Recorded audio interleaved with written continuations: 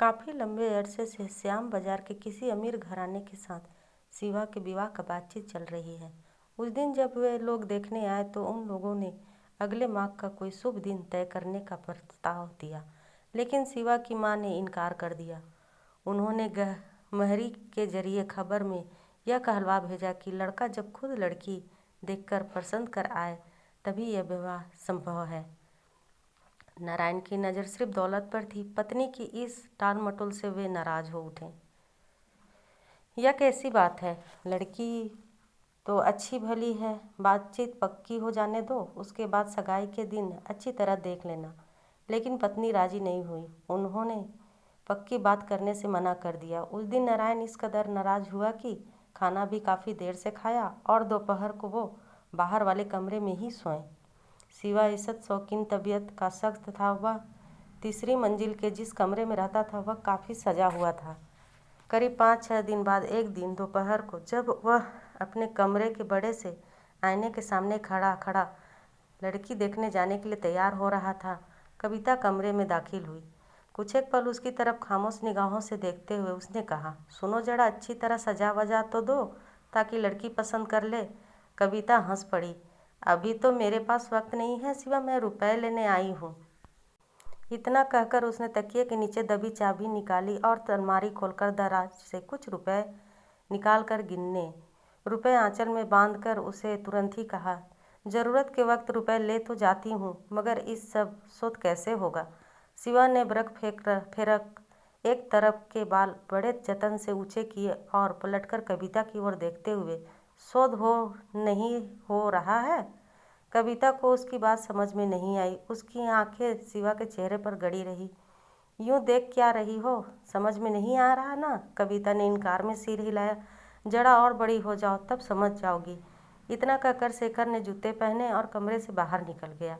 रात को शिवा कोच पर चुपचाप लेटा हुआ था। अचानक उसकी माँ कमरे में दाखिल हुई। वह हड़बड़ा कर उठ बैठा। माँ तख्त पर बैठ गई। लड़की देखी? कैसी है रे? अच्छी, माँ के चेहरे की तरफ देखते हुए शिवा ने जवाब दिया। शिवा की माँ नाम सबिता, उम्र लगभग 50 के करीब आ पहुंची थी, लेकिन तन बदन इतना कसा हुआ, इतना सुंदर कि वे 35-36 से ज़्यादा की नहीं लगती थी। ऊपर से उनके ऊपर आवार के अंदर जो मात्र हृदय मौजूद था वो और भी ज़्यादा नया और कोमल था। वे गांव देहात की औरत। वे गांव देहात में पैदा हुई, वहीं पली बढ़ी हुई, लेकिन शहर में भी कभी किसी दिन भी बेमल नहीं नजर आई। जैसे उन्होंने शहर की चुस्ती फुर्ती, जीवंतता और आचार व्यवहार अनुभुक्त भाव के ग्रहण कर लिया है, उसी तरह अपनी जन्मभूमि की निस्तंभता और मायूस भी उन्होंने नहीं खोया।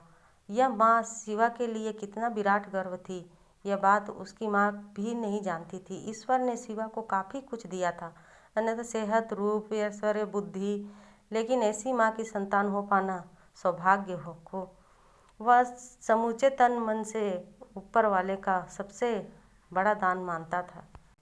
अच्छी कहकर तू चुप क्यों हो गया? माँ ने पूछा। शिवा ने दोबारा हंसकर सिर झुका लिया। तुमने जो पूछा वही तो बताया। माँ भी हंस पड़ी। कहाँ बताया? रंग कैसा है? गोरा? किसके जैसी है? हमारी कविता जैसी? शिवा ने सिर उठाकर जवाब दिया। कविता तो काली है माँ, उससे तो गोरी है। चेहरा मोहरा, आंखें कैसी है? वह भी बुरी नहीं है। तो घर के कर्ता से कह दूँ? इस बार शिवा खामोश रहा। कुछ एक पल बेटे का चेहरा पढ़ते हुए माँ ने अचानक सवाल किया, हाँ रे, लड़की पढ़ी लिखी कितनी है? इस बार शिवा खामोश रहा। कुछ एक पल बेटे का चेहरा पढ़ते हुए माँ ने अचानक सवाल किया, हाँ रे, लड़की पढ़ी लिखी कितनी है? वो तो मैंने नहीं पूछा माँ। माँ एकदम से ताज्जुब में पड़ गई। यह कैसी बात है रे? जो आजकल तुम लोग के लिए सबसे ज़्यादा ज़रूरी है वही बात पूछ कर नहीं आया। शिवा हंस पड़ा। नहीं माँ, यह बात तो मुझे याद ही नहीं रही। बेटे की बात सुनकर अब वे बाकायदा विस्मित हो उठी और कुछ एक पल उनकी निगाहें बेटे के चेहरे पर गड़ी। अचानक वो हंस पड़ी। यानी तू वहाँ ब्याह नहीं करेगा? शिवा जाने क्यों तो कहने जा रहा था, अचानक कविता को कमरे में दाखिल होते देख वह खामोश हो गया।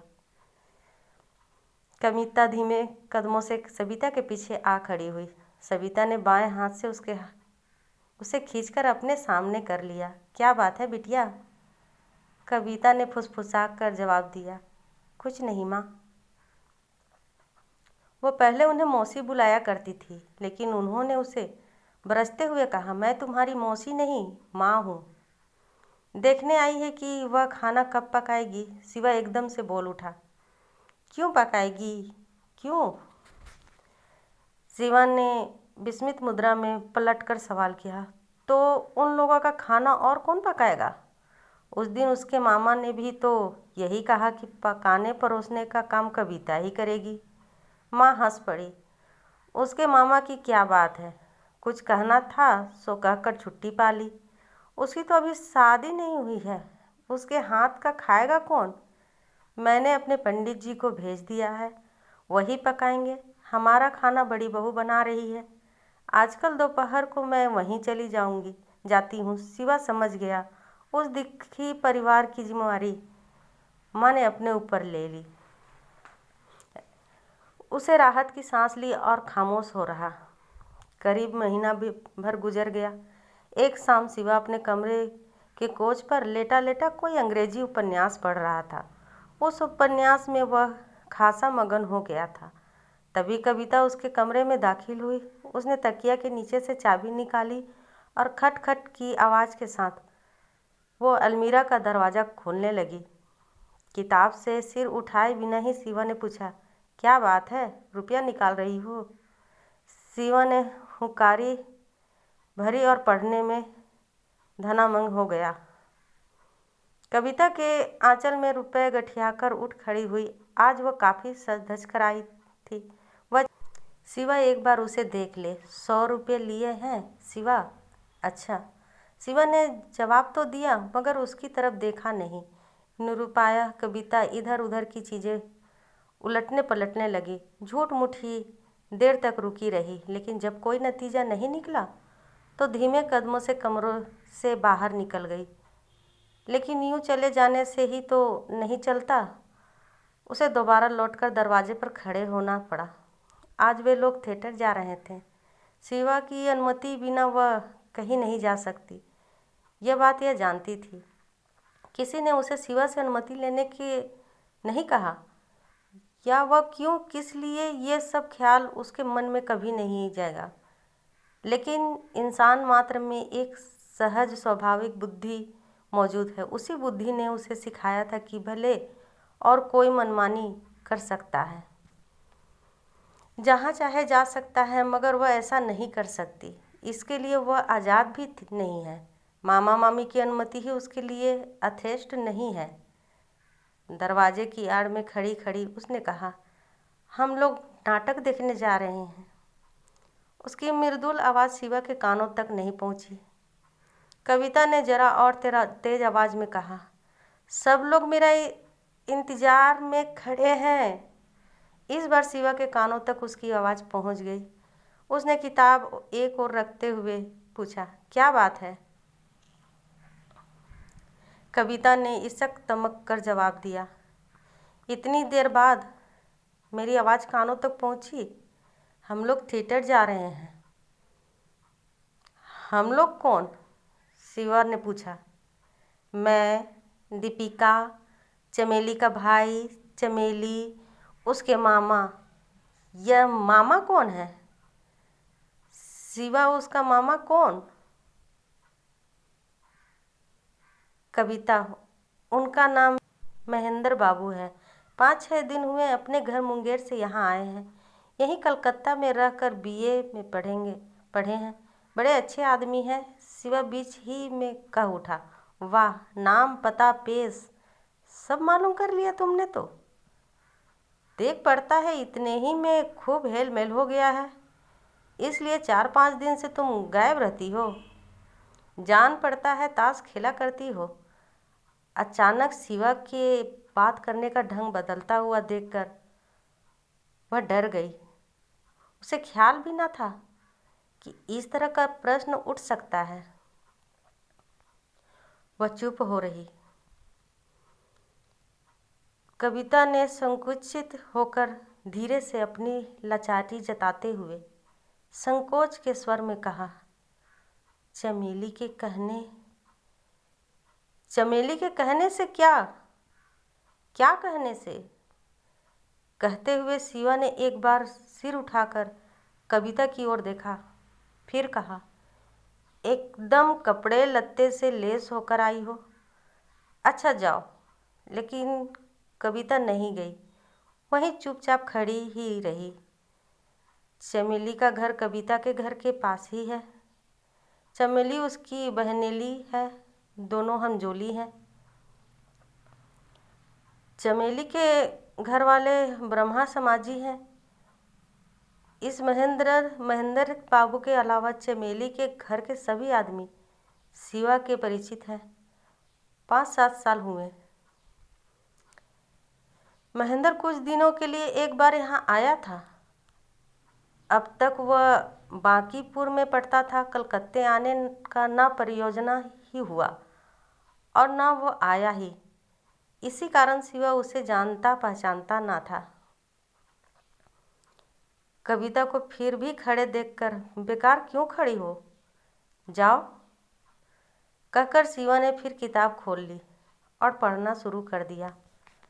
5 मिनट के लगभग चुप रहने के बाद कविता ने फिर धीरे से पूछा, जाऊं?